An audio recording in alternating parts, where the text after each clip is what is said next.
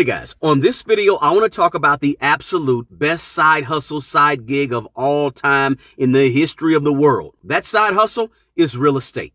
So on this video, I want to talk to you about really the three biggest ways to get into real estate that most people do. Now, stay tuned for number three, because number three is one of my absolute favorite ways to make money in real estate. And right now, number three accounts for probably about half of my overall net worth. I want you to stay tuned for that one. Now, we know that there's all types of ways to get into real estate: residential, commercial, land, warehouses, all types of things, guys. There's many ways that you can get into real estate. But on this video, I'm going to talk about the big three, the main ways: wholesaling, flipping, and buy and hold, right? Renting properties out. So let's jump into it, guys. Let's talk about the greatest side hustle of all time, real estate. Now, one of the low-hanging fruit ways to get into real estate is through wholesaling properties. Now, how do you wholesale a property? Wholesaling property simply just means this, guys. It means finding a motivated seller. And typically, the types of properties that you will wholesale are not going to be the properties that's sitting on MLS that everybody has access to. You got to sometimes go out and do some bird dogging. You got to do some driving for dollars to find motivated sellers who want to sell their property for under market value. When you do wholesaling, you're looking at deals. You're trying to get cheap properties. Properties that may be ran down, that maybe need a lot of TLC, have some horrible curb appeal, bushes growing everywhere, trees falling down, roofs messed up, fence line is torn up, the weeds and the grass is up to your knees and your stomach, right? So it's just horrible looking, but got great bones. And you can turn around and turn that over to an investor quickly. So when you wholesale a property, you look for a motivated seller who wants to sell their property for well under market value, because you want to turn around, and while that property is under contract, you want to turn around and sell that property to an investor, right? The best way to do wholesaling is making sure you have a list of investors already ready to go. Buy a property, put it under contract for 45 days with contingencies, and the contingencies could be, subject to your inspection or subject to a number of things, but you want to put it under contract. And so once you identify that motivated seller and that property, you want to make sure you reach out to your investors to see who would be interested. You got to go to the property, do your due diligence on the property, make sure you do some research in terms of liens and all that type of stuff, what's on the property. Make sure you go through that property with a fine-tooth comb. You can pay to have it inspected, or if you become really good at this and you look at hundreds of properties, you can know what to look for when you're actually looking at properties. But you want to ultimately put that property under a contract, a 45-day contract, 30-day contract with contingencies. Of course, make sure you know the laws in your area, in your state, because you don't want to violate anything. Go ahead and put that property under a contract to purchase it for a certain price. Let's say the property, you know that you can get $100,000 out of that property when you sell it to an investor, and the seller wants $80,000 for the property. You go ahead and buy the property, put the property under contract for $80,000. And during that time, that 45-day time that you have that property under contract with contingencies, you turn around and sell that property to an investor for $100,000. You walk away with $20,000. You agreed to purchase for $80,000. You turn around and sell it for $100,000. You take that $100,000, pay off the $80,000, you keep $20,000. The point with wholesaling is this: you don't have to have a certain credit score to do wholesaling, right? Because you're not actually going out and taking a loan out from a bank. So wholesaling is really low-hanging fruit. It's an easy, quick way to get into the real estate game and make money fast. But here's the kicker. Wholesaling, guys, it takes a lot of work.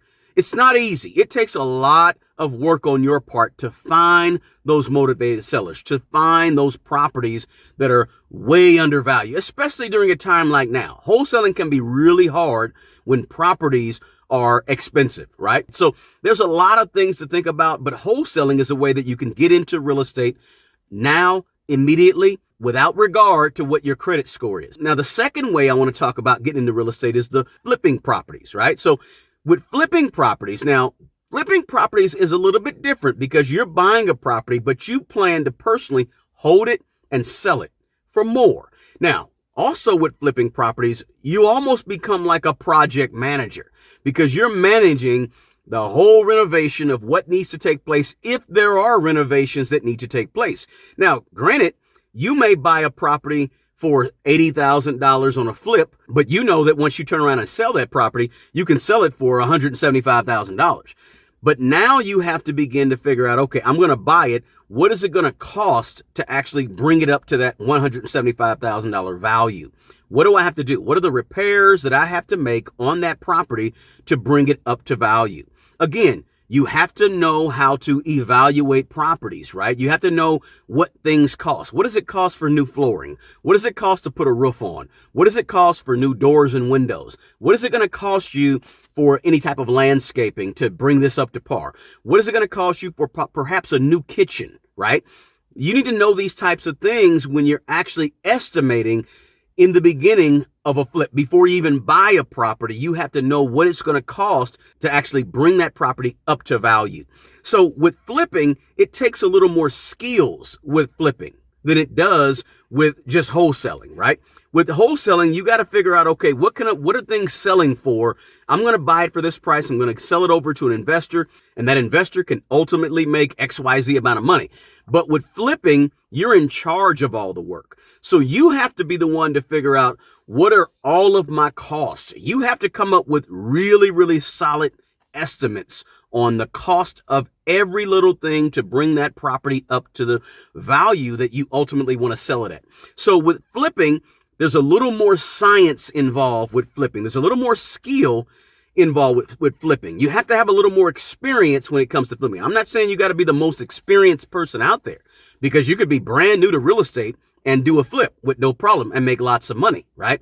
But you do have to have a little bit better idea what things are going to cost, because you want to be fairly accurate on how you estimate the cost of repairs and getting the property ready to sell at a higher price. So flipping can be a little more technical. Flipping can be kind of time consuming as well, because again, you're managing a project almost like a construction manager, depending on the amount of work that the property needs. I told you to stick around for number 3, because number 3 is one of my favorites. Number 3 is this: the buy and hold strategy is one of my absolute favorites when it comes to real estate as a side hustle, right? Because real estate as a side hustle means this is something you're doing on the side. You're working full time, and you're not necessarily doing this full time. You're just doing this on the side as a side gig. Buy and hold strategy is awesome for that, because you're making money in so many different ways. So the buy and hold strategy is you simply buy a property and you rent the property out, and you collect monthly rent on that property. It could be commercial, it could be residential, could be multifamily properties, could be single family properties. It doesn't matter. You're collecting monthly rent on the property. And so essentially the tenant is paying off your mortgage on the property if you buy it with a mortgage.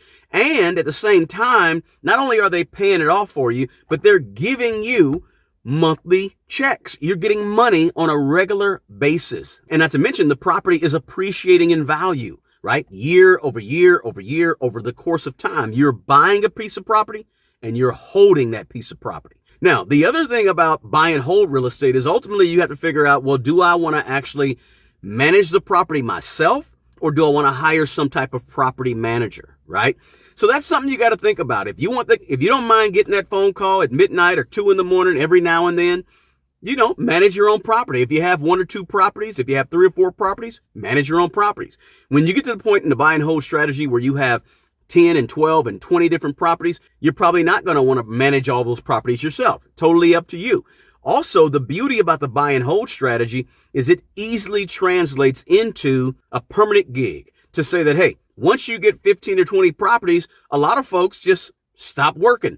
They just manage their properties, or they just have properties, and they don't have to worry about a 9 to 5 anymore, or a job. It easily goes from a side hustle to a main gig that you don't even have to manage on a regular basis. So that's why I love the buy and hold strategy. What I wanted to do on this video is I wanted to share with you what I believe to be the absolute greatest side hustle of all time in the history of the world, bar none. Is it a lot of work? Absolutely, it's a lot of work. Real estate is not some passive do nothing. You lay on your couch and chill and play video games while you make money. Real estate takes a lot of work, especially up front when you're learning, when you're just getting started and just getting going. It takes a lot of effort on your part. But once you get going in real estate, it's chill. Once you get started, and you have some processes in place, there's no better side gig out there than having real estate. So I hope you got something of value out of this, guys. If you did, do me a favor, smash the like button. That sends this video out to more and more people. Also, drop a comment below, guys. What do you think about real estate as the greatest side hustle in the history of the world?